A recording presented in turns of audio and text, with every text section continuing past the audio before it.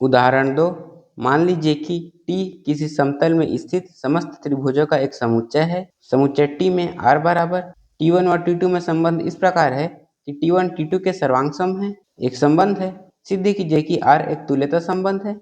तो यहाँ पर T किसी समतल में स्थित समस्त त्रिभुजों का एक समुच्चय है। तब हमें सिद्ध करना है कि यहाँ पर संबंध R एक तुल्यता संबंध है।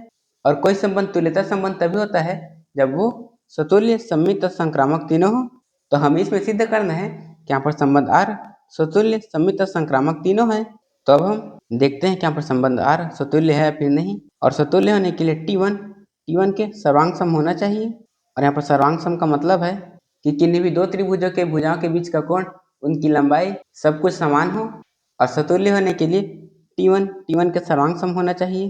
तो यहाँ पर ये दोनों एक ही त्रिभुज हैं, तो जाहिर सी बात है कि यहाँ पर T1 के सर्वांग सम होगा।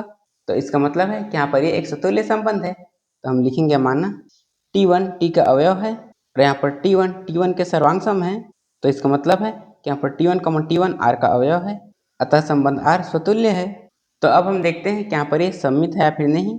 तो सममित होने के लिए यदि यहाँ पर T1 T2 के सर्वांग सम है, तो इसका उल्टा मतलब T2 भी T1 के सर्वांग सम होना चाहिए, तभी संबंध R सममित होगा। तो यहाँ पर हम मान लेते हैं कि T1 T2 R का अवयव है, मतलब कि यहाँ पर T1 T2 के सर्वांग सम है। तो यहाँ पर T1 T2 के सर्वांग सम है, तो T2 भी T1 के सर्वांग सम होगा।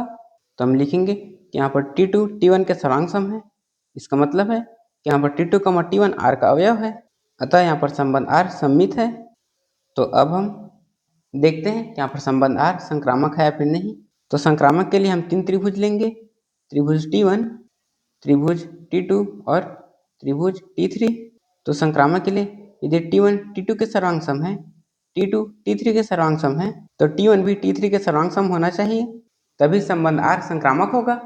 तो यहाँ पर ये इसके सर्वांग सम है, ये इसके सर्वांग सम है। इसका मतलब है कि यहाँ पर ये तीनों एक दूसरे के सर्वांग सम है। तो यहाँ पर जब ये तीनों सर्वांग सम है, तो T1 भी T3 के सर्वांग सम होगा। इसका मतलब है कि यहाँ पर संबंध R संक्रामक है।